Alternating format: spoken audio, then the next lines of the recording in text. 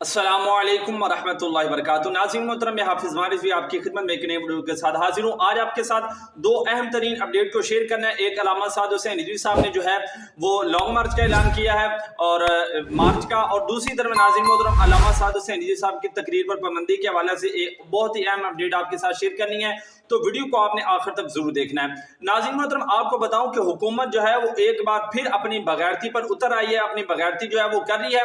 आपको बताऊं कि तहरीक लब्बैक पाकिस्तान के अमीर अल्लामा हाफिज साद हुसैन रिजवी साहब और दूसरी तरफ तहरीक लब्बैक पाकिस्तान के नायब अमीर अल्लामा ज़हीरुल हसन शाह साहब और तीसरी शख्सियत अल्लामा फ़रूकुल हसन साहब। नाज़रीन मोहतरम, इस पर हुकूमत ने जनाब इन पर पाबंदी लगा दी है कि ये तकरीर नहीं कर सकते। इनकी तकरीर जनाब फ़िरका वारियत पर होती है, इश्तिआल अंगेज़ है और लोगों के तहफ़्फ़ुज़ के लिए जनाब इनको तकरीर जो है वो नहीं की जा सकती और ये अफराद जो है ये हाफिज़ाबाद की हुदूद के अंदर दाखिल नहीं हो सकते। जी या नाज़रीन मोहतरम, आपको बताऊं कि अल्लामा साद हुसैन रिजवी साहब पर पाबंदी लगा दी गई है कि ये हाफिज़ाबाद की हुदूद के अंदर दाखिल नहीं हो सकते, वहाँ पर ये कोई तकरीर वगैरह जो है वो नहीं कर सकते। लेकिन नाज़रीन मोहतरम, ये क्यों किया गया है? ये हमें डराने के लिए, धमकाने के लिए, लेकिन ये जानते नहीं कि ना हम डरने वाले हैं और ना ही जनाब इनकी हरकतों से पीछे हटने वाले हैं।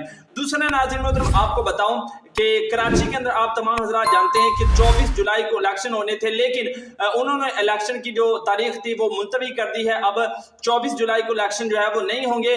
तो अल्लामा साद हुसैन रिजवी साहब ने आज 21 जुलाई को जनाब उनके गैर मुनसिफाना फैसले के खिलाफ जनाब एक मार्च का ऐलान किया। इंशाअल्लाह कराची के अंदर 6 बजे जो है वो मार्च निकाला जाएगा और कारकुनान का ठाठे मारता समुंदर जो है वो आप लोगों को देखने को मिलेगा कि इंशाअल्लाह तहरीक लब्बैक पाकिस्तान वाले इस बार जो है वो अपना हक लेके रहेंगे।